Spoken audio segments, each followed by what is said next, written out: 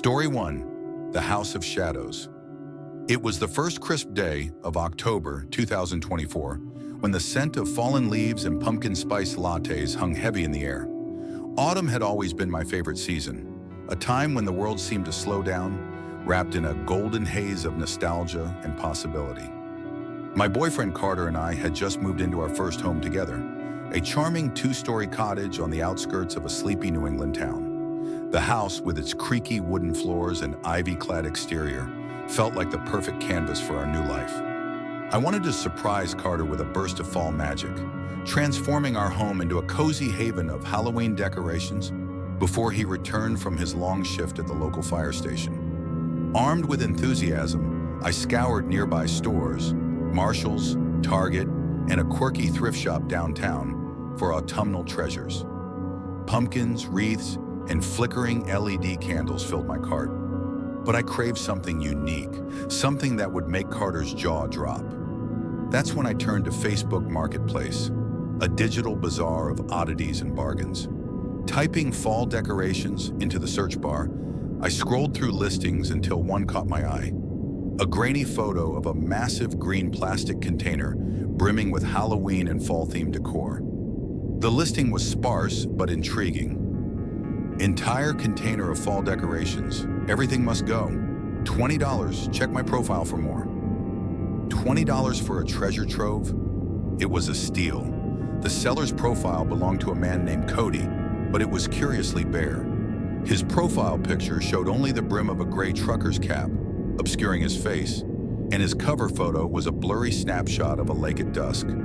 His other listings were an eclectic mix. A like-new iPhone for $700, women's clothing, Christmas ornaments, and a rusty bicycle. It felt like someone was liquidating an entire life. Intrigued but cautious, I messaged Cody about the decorations. His reply was instant. All sorts, tableware, outdoor stuff, wreaths, you name it. Excited, I arranged to pick up the container that evening, around 9 p.m., when he'd be home from work. He sent an address in a neighboring town, one known for its rough edges but not outright dangerous. I wasn't naive. Meeting a stranger at night in an unfamiliar area screamed bad idea, so I enlisted my best friend Sally to come along.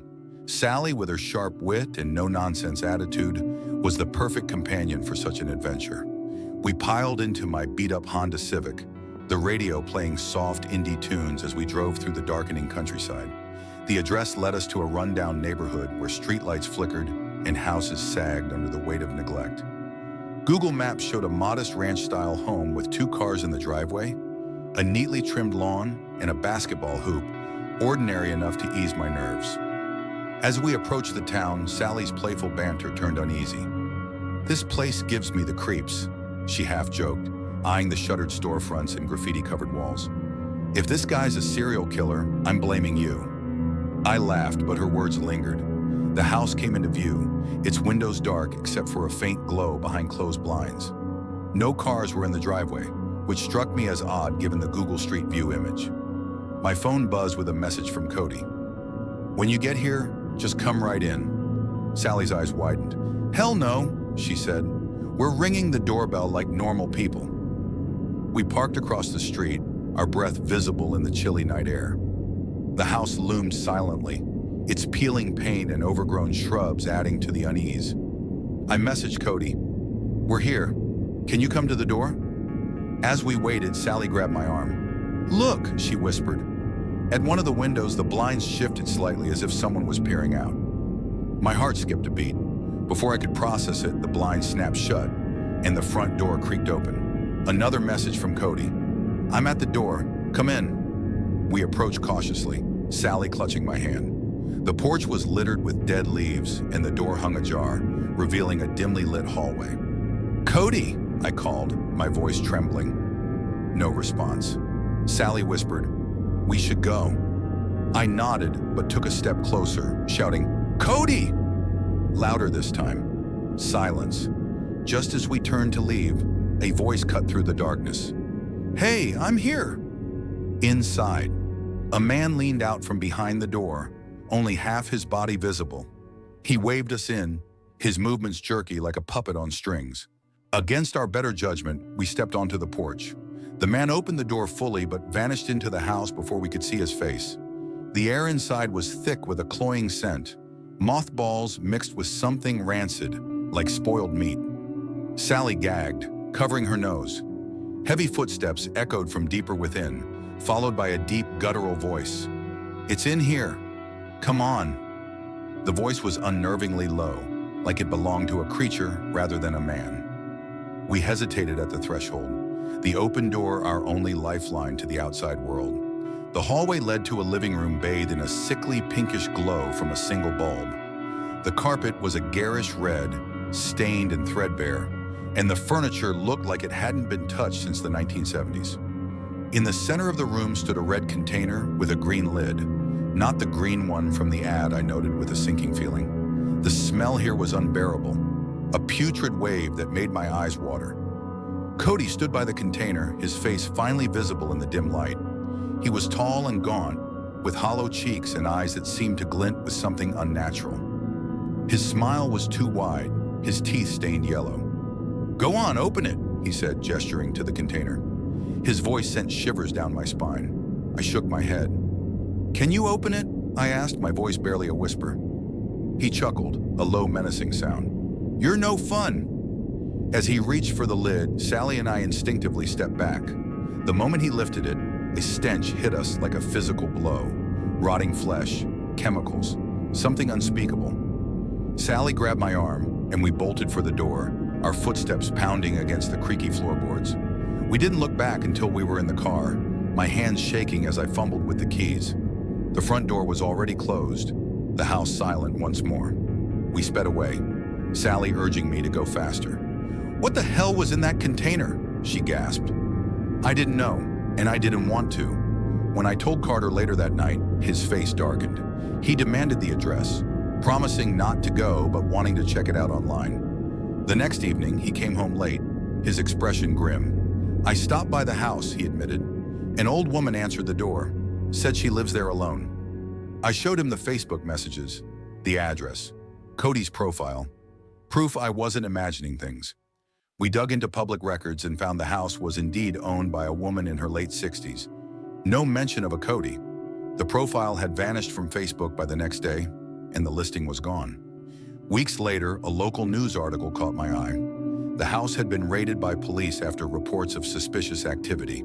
They found nothing but an empty container in the living room, reeking of decay. The woman claimed she knew nothing about it. To this day, I avoid online marketplaces. The memory of that night lingers like a shadow, a reminder that some bargains come at a cost far greater than money. Story 2, The Ghost of Triple Falls. In the fall of 2019, I was 22, fresh out of college and chasing adventure in Asheville, North Carolina. The city, nestled in the Blue Ridge Mountains, was a haven of art, music, and endless hiking trails. I'd landed a temporary job at a craft brewery, which gave me enough income to rent a small downtown apartment and the freedom to explore the surrounding wilderness. That October, with the leaves turning fiery shades of red and gold, I set my sights on DuPont State Forest, a sprawling expanse of trails and waterfalls about an hour's drive from Asheville. It was a Wednesday, a quiet work day for most, which meant I'd likely have the trails to myself. The forecast promised a cloudy sky, but the recent rains would make the waterfalls, Triple Falls and High Falls, spectacular. I packed a backpack with water, snacks, and my phone for photos, then hit the road, the hum of my old Toyota Corolla blending with the folk playlist streaming through the speakers.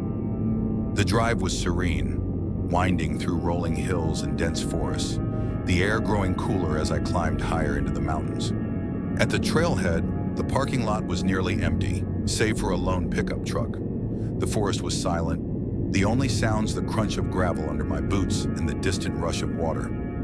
I started down the trail, my breath visible in the crisp air, exhilarated by the solitude. The path wound through towering pines and moss-covered rocks, the scent of damp earth filling my lungs.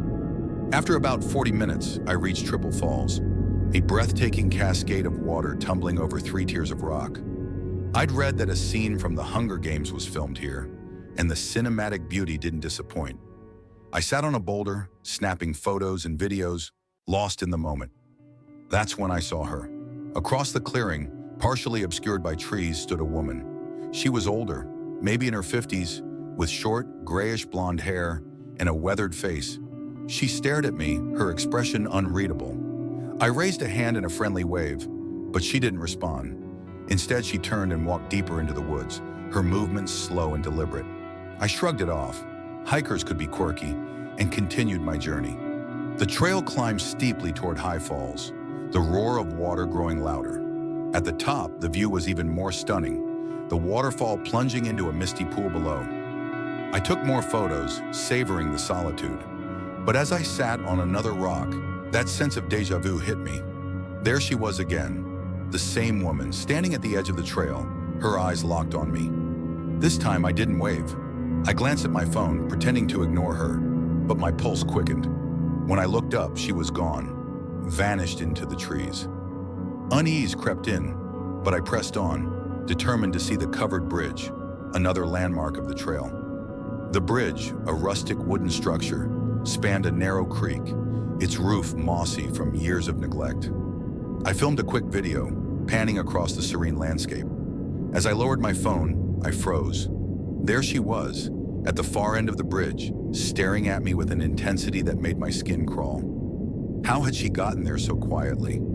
I hadn't heard footsteps or seen her approach. Annoyance replaced fear. "Excuse me," I called, striding toward her. But before I could say more, she turned and walked away, her pace unnaturally fast for someone her age.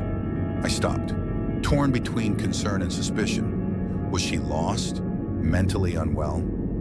I decided against chasing her and leaned against the bridge, catching my breath. After a few minutes, I turned back, the hike suddenly feeling less inviting. On the way down, I passed a young woman walking her dog.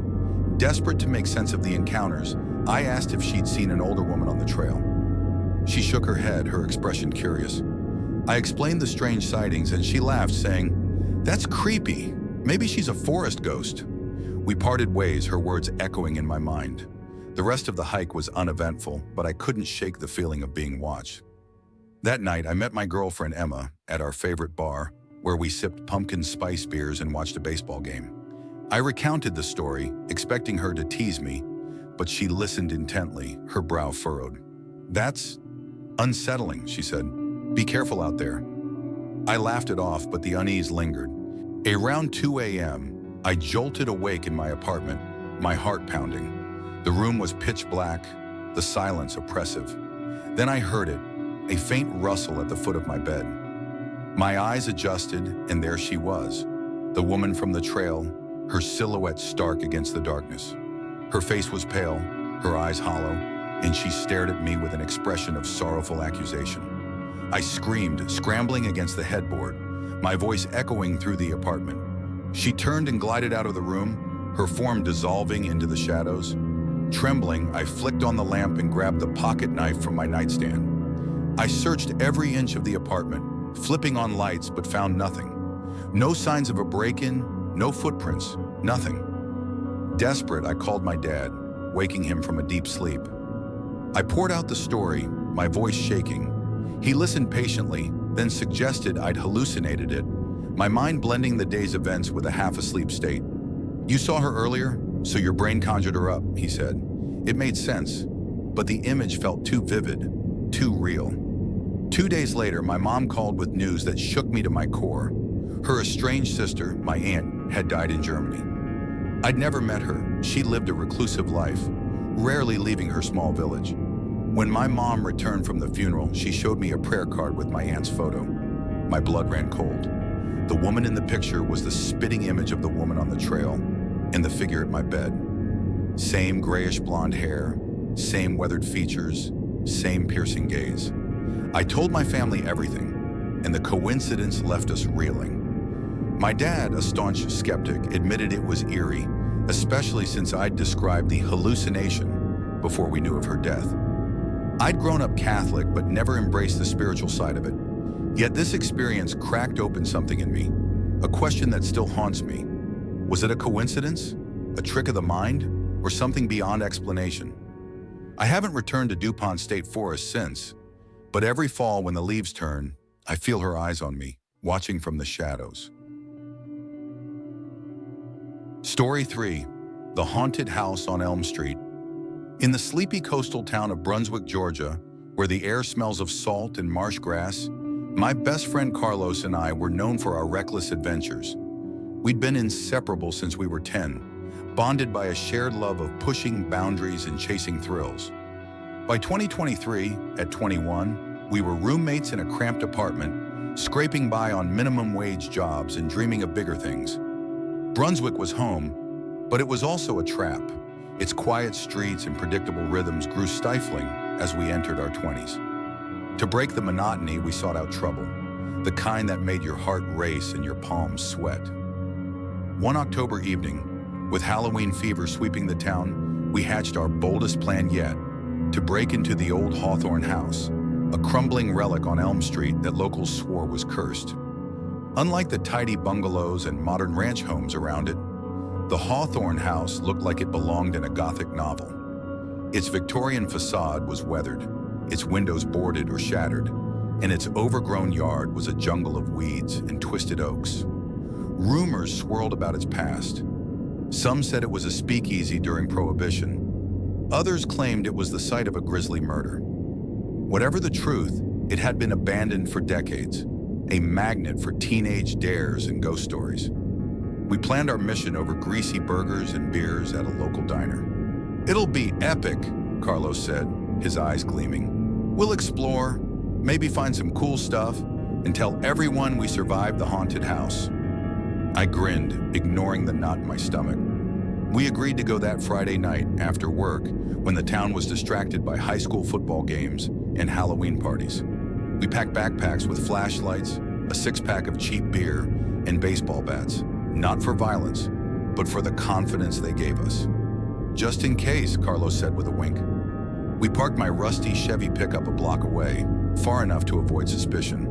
The street was eerily quiet, the only light coming from distant porch lamps. The Hawthorne house loomed ahead, its silhouette jagged against the moonlit sky. We whispered as we approached, our sneakers crunching on the gravel. The front yard was a mess of dirt patches and knee-high grass, and the air carried a faint metallic tang. "Back door," I murmured, leading us around the side. To our shock, it was unlocked, swinging open with a groan that made us freeze. Inside, the darkness was absolute, swallowing our flashlight beams. The house smelled of mildew and decay, the kind that seeps into your bones. The layout was disorienting. Narrow hallways branched into small, cluttered rooms, each filled with relics of a forgotten era. Sagging armchairs, warped bookshelves, and faded wallpaper peeling like dead skin. "This place is a time capsule," Carlos whispered, his voice tinged with awe. We split up to explore the first floor, our flashlights carving paths through the gloom. I wandered into a cramped bedroom, the bed taking up most of the space. The dresser drawers were empty, save for a few moth-eaten clothes and a broken watch. The closet held nothing but dust.